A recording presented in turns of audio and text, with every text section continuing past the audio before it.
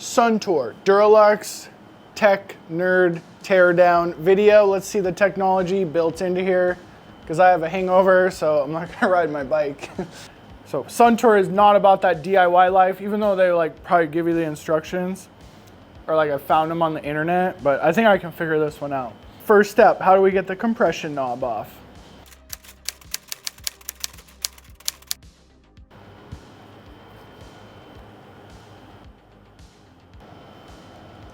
The top compression knob pries off with 2 screwdrivers.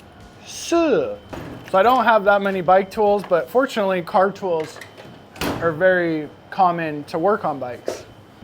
So when we release the air out of here, what you want to do is push down on the lowers to keep the negative. You don't want it to scrunch up. So I'll link all the tools I use here. This is the Temu Edition top cap tool. The top of the Suntour is a 27 millimeter. It's kind of an oddball size. Oh, the damper was loose.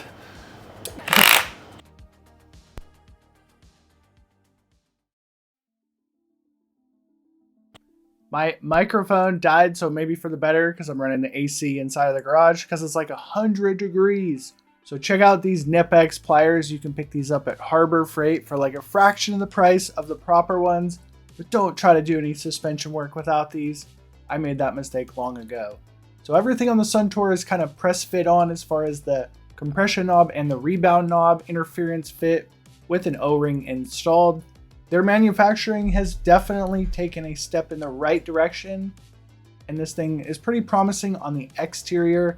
One thing I do really like about the Suntour, we have metal crush washers on the lower legs. So these separate super easy. They don't have that friction fit like Fox. And one massive update for the Duralux for the 2025 year, we do have a bath lower leg fluid inside of it. The previous model was a grease system and it was absolutely garbage. So they did correct this. So they did leave these little grease injector ports on the back that double as pressure relief valves that are extremely important when you're riding at the bike park or at 6,000 feet and 2,000 meters. You really do need to open these up if you want to use all your travel.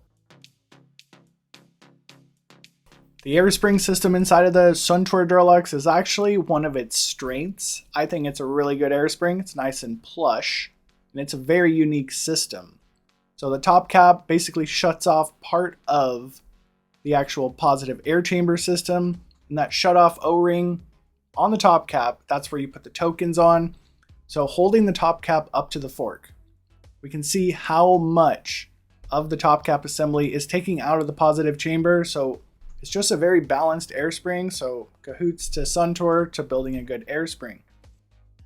The air spring assembly unbolts with a crescent wrench, so it's very easy. So once you take the main seal head out of the air spring, a whole bunch of fluid came out. So I learned this from the last video in the comment section that Suntour uses gear oil inside of their air fork. So with a new fork here, I can 100% verify with my nose that there's gear oil on this. So that's kind of a unique choice that Suntour made.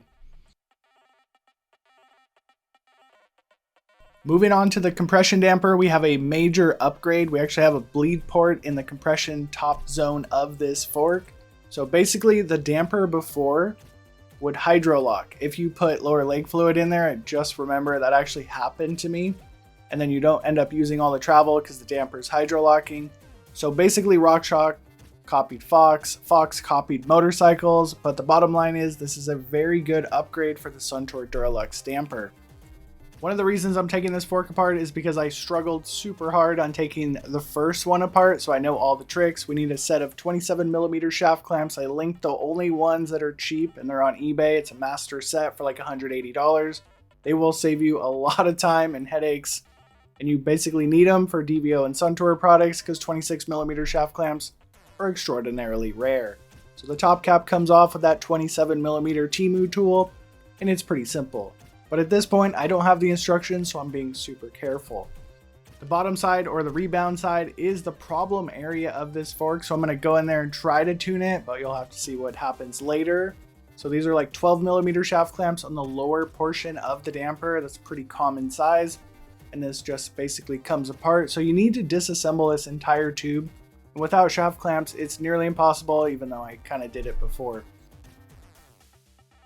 Getting into the compression main piston, it looks like Suntour walked over across the street to RockShox and borrowed the Charger 3 assembly. What that means is it's a very rubbish, simple, basic compression main piston assembly. It's definitely an improvement from the previous Duralux, but it is lacking a preloaded shim stacks and a whole bunch of springs and sophistication of more expensive forks on the market. So inside of here is the internal floating piston, and once again they've kind of copied, taken a note from RockShox with a open internal floating piston inside of here.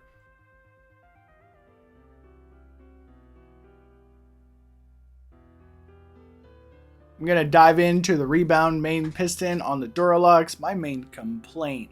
So I was a little bit dumbfounded when I took this main piston or the Rebound piston apart. So we have 2 total Rebound shims.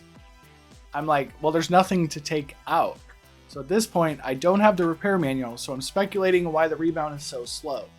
Could it be a restrictive Rebound piston, or could it be too thick of oil? Also, the main Rebound piston here could have been put on in the wrong orientation, but I do not have the repair manual. On a positive note, this is a very up-to-date modern Rebound piston. It's pretty impressive manufacturing from the Suntour team. Whoever makes the shim stacks is probably going to watch my video, and you need to step your game up or put some better fluid in there.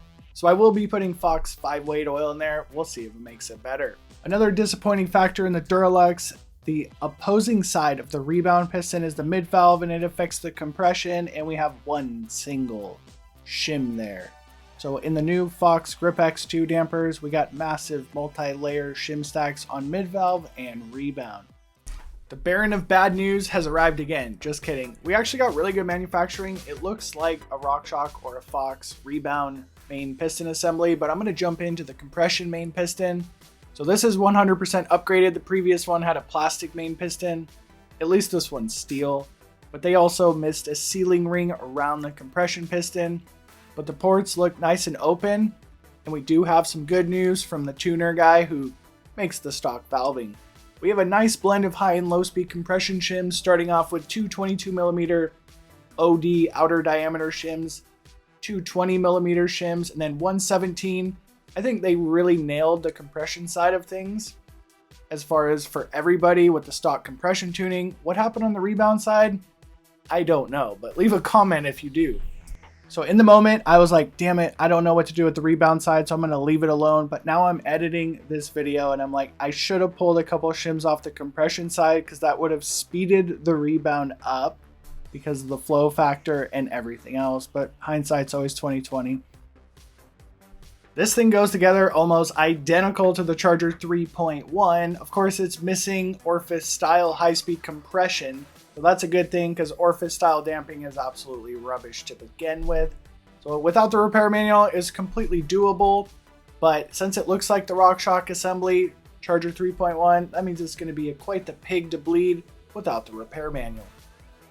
Let's take a look at some hydraulic theory. So the oil is going to rush through where my pick is and make its way to the shims on the back of the compression piston, and then flex these shims, and that's what you're going to feel when the compression is too light or too firm.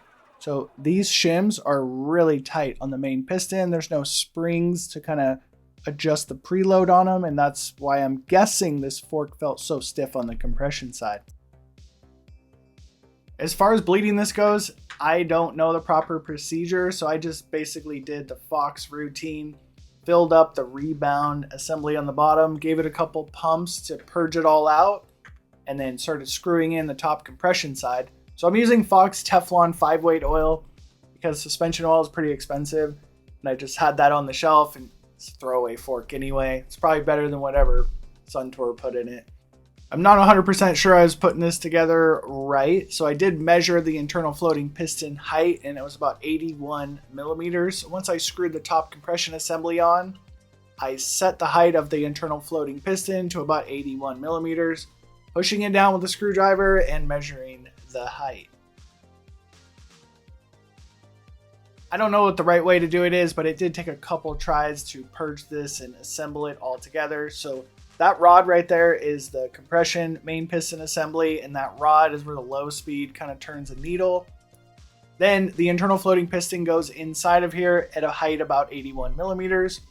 There's a new updated internal floating piston on this design, but most notably we do have a thicker spring. All the brands put thicker springs on the internal floating piston, the thing in my hand. So what the spring does is it basically pushes on the oil to prevent cavitation. The previous Duralux compression damper had a very light spring, so it's possible it could have cavitated under heavy loads. We forgot to cover the entire air spring assembly, so there's the top cap thing that basically shuts off part of the positive chamber. So like I said, this is one of the strong suits of the Suntour. It's a very good air spring, nice plush ride. The damper is what kind of lets this fork down. So I probably took about 4 or 5 tries on the damper to get that thing completely bled. So basically we do have the purge hole on the compression side. You want to make sure that thing goes all the way down and retracts because the spring is pushing the oil back into place and no gurgly noises coming out of here. While reassembling the fork, let's check the bushing tolerances. So when you put them back together, you can feel how tight they are. It's not the worst and it's definitely not the best. And I forgot to put grease on the dust wipers. Because I don't have the instructions, I'm just going to treat it like a Fox fork and pull the lower legs down and inject about 30 cc's of 5-weight Fox oil that I put inside the damper, because the damper is going to suck in some of the lower leg fluid. And I use Fox 5-weight oil on the air spring side as well, because Fox 20-weight oil I have is absolutely garbage. So I didn't film it, but I put a little bit of Fox 20-weight gold oil behind the air spring in place of the gear oil.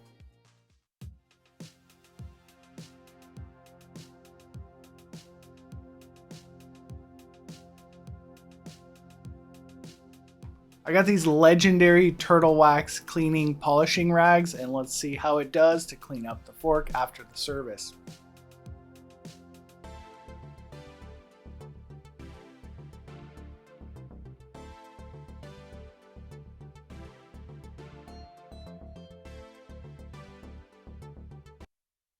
So I was reading the comments of the last video and someone said lock out the low speed and full fast rebound. So I just did that, pulled one token out, went up to 100 psi, and let's see how it goes around the test track. Parking lot, bounce back.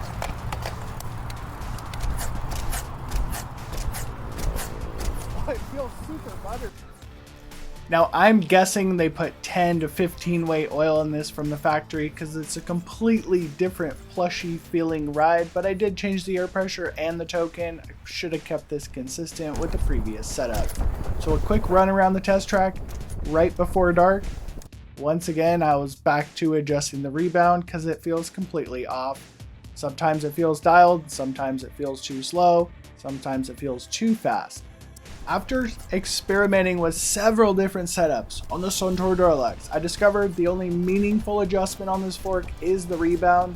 If you put the rebound into the middle setting, it's extremely harsh. So you use the rebound knob as your compression control. And we already have a very thick, stiff compression stack, so that's why I'm guessing I need to run this fork in the fully fast setting.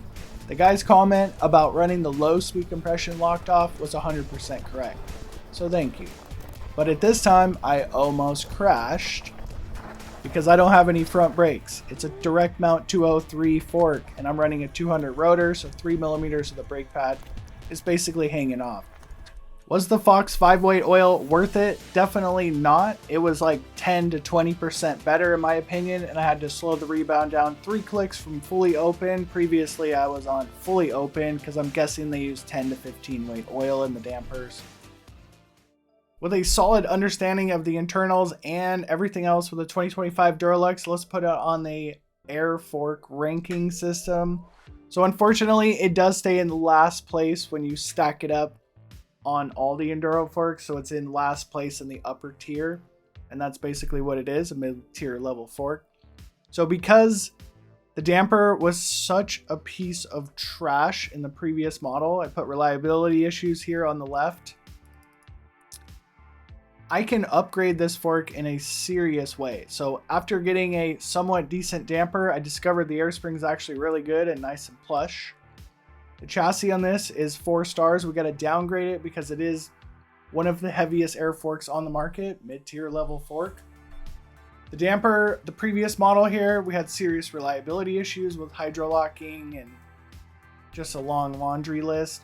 So we're getting an upgraded damper. We're going to get 4 stars, but once again, we have rebound issues. The rebound's too slow, and it has kind of garbage internal valving. So it's definitely getting upped in the capability department to 5 stars because this fork likes to eat chunk. So let's go over here to the previous Duralux. So there was no mid-stroke out of this. It was a little bit divey, so it was giving it handling problems. Because the damper is better on the 2025 one over here on the right, the handling goes up to 5 stars. It's a very comfortable fork if you put the rebound in the fully fast setting. If you have the rebound slow, it's very uncomfortable. So all my complaints over here were basically from a crap damper. So the setup's not very hard. They got rid of the high-speed compression adjuster, and I didn't struggle too bad at all. But once again, we're going to 0 stars on service because these are discontinued. It looks like Suntour is pulling out of the USA market or about to drop a whole bunch of new products. One of the two. But if you want to see what makes an enduro fork absolutely amazing on this chart, you got to click this video on your screen.